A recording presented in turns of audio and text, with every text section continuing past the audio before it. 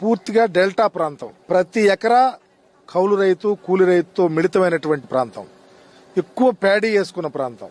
వ్యవసాయం మీద ఆధారపడిన ప్రాంతం. రైతుకి రెక్కాడితే డొక్కాడినటువంటి రైతాంగం మగతాకేసుకొని రైతుల దగ్గర చిన్న సన్నకారు రైతులందరూ పొలాల్లోకి వచ్చి పనిచేసుకుని వ్యవసాయం చేస్తారు. ఆ కోణంలో ఈరోజు వేసిన పంట బ్రహ్మాండంగా పండింది. ఒక 4-5 రోజుల్లోనే మాకు నోటి దగ్గరకు వస్తుందని చెప్పి చాలా సంబరపడతా ఉన్నారు.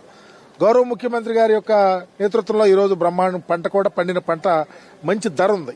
1600 రూపాయలు 1700 రూపాయలు పెట్టి కొంటా ఉంటే పొలాల్లోకే వచ్చి తీసుకెళ్లిపోతా ఉన్నారు. అంత బ్రహ్మాండంగా ఒక ఫేజ్డ్ మేనర్లో జరుగుతున్న పరిస్థితిలో వరుణదేవుడు మరి ఈరోజు నిజంగా ఈ రైతాంగం కొట్టిన పరిస్థితి వచ్చింది. ఈరోజు 2 రోజుల నుంచి కాగావికలమైపోయారు రైతాంగం.